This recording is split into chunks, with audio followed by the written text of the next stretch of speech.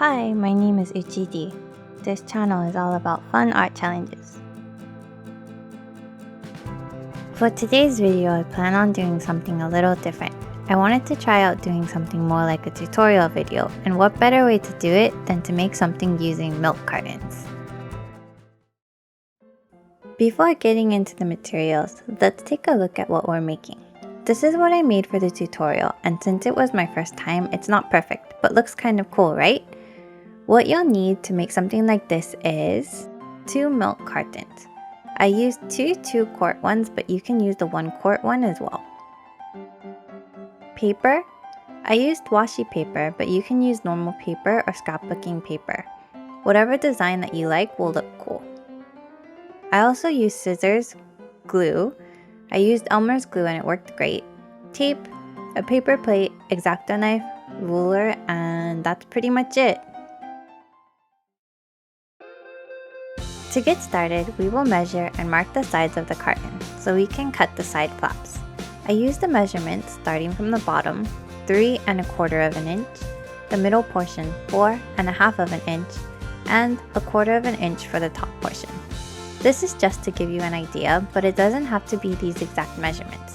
Just keep in mind, if you want a wider flap, the bottom will be shorter, and if you prefer a less wide flap, make the top or middle portion shorter. To make cutting the carton easier, I marked a line across the whole carton to ensure everything was even.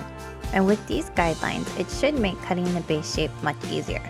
Of course, it's better to be as accurate as possible, but measuring milk cartons isn't easy due to the gaps at the bottom, so if it looks straight, you should be good to go. Now on to cutting. I recommend cutting off the top of the milk carton before cutting into the sides. After you remove the top portion, which we won't be using, you can begin cutting into the side of the carton until the bottom line, or 3 1/4 inch from the bottom. It's not shown in the video, but I used masking tape to better indicate where I was cutting to. It helped me from going too far down. After you have all of the sides cut, you can use an X-Acto knife to make it easier to fold the flap over. I just barely cut into the carton on each side. This isn't required, but definitely helps a lot. At this point, you can already get an idea of what the shape of the box will look like. After this, I attempted to glue the sides down with basic craft glue, which you don't really need, and then tape it to keep it sturdy. I think tape is good enough, but I like to have that extra steadiness. Also, as a tip, if the glue isn't working, it's good to sand the bottom and flap of the carton. Just make sure to increase the size of the flap at the top. I realized it too late, but 1/4 inch isn't wide enough to hold the flap down with just glue.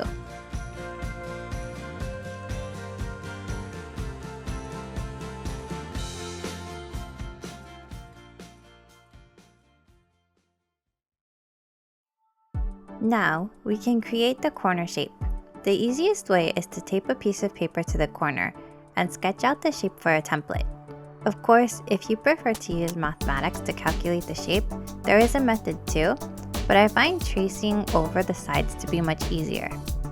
Then we'll cut out the template and use the other milk carton to cut out the corner shapes.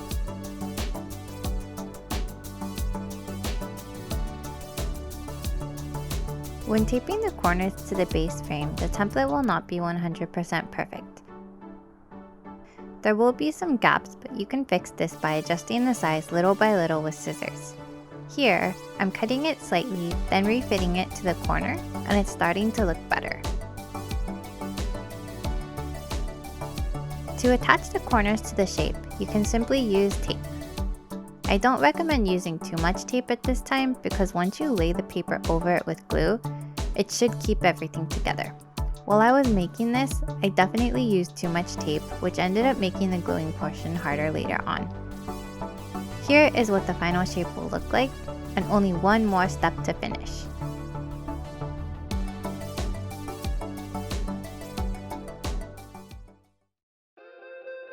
To prepare the paper we will glue on the carton, it's good to start out by measuring the pieces you'll need.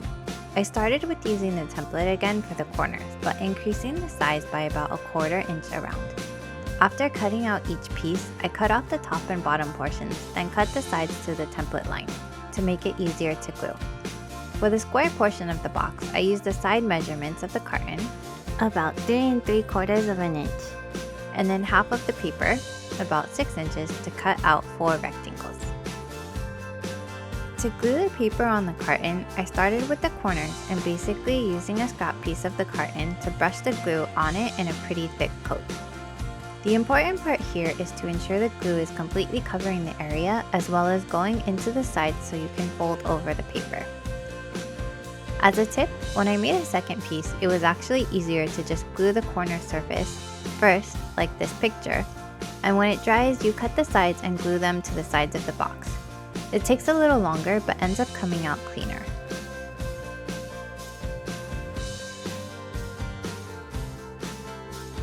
Once the corners are done, you can start gluing the sides in a similar manner.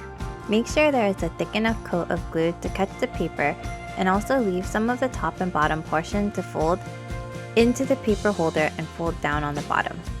I guess I got too excited making this and started to glue a majority of the box off screen, but I think you have a pretty good idea of what I'm doing.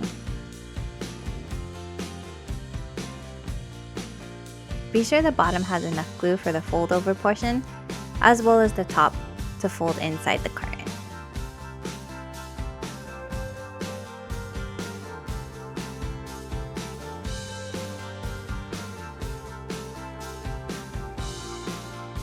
For the final step, which can be optional if you want, I glued a square piece of thicker paper to the bottom to cover the milk carton evidence and for extra support to keep the side papers in place.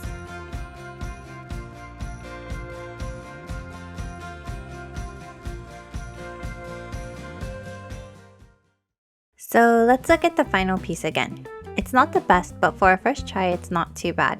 I just recommend being more careful when gluing the paper to ensure there aren't so many wrinkles or that you don't accidentally tear the paper. The original version I made was actually kind of short, so I used an ice cream cup to keep the pens more stable. If you make this with the intention of holding pens, definitely adjust the measurement accordingly, and I think the quart size carton is better. Anyways, I hope you enjoyed watching this video. I would love to see if you try this out, so feel free to tag me if you do. It's a great project for kids as well and super inexpensive to create, especially if you happen to have milk cartons. It's a fun way to repurpose and recycle items we normally would just throw away. If you liked the video, please like or leave a comment. And if you'd like me to do something like this again, don't hesitate to let me know. Also, I would be super happy if you subscribe to my channel. Thank you and see you next time.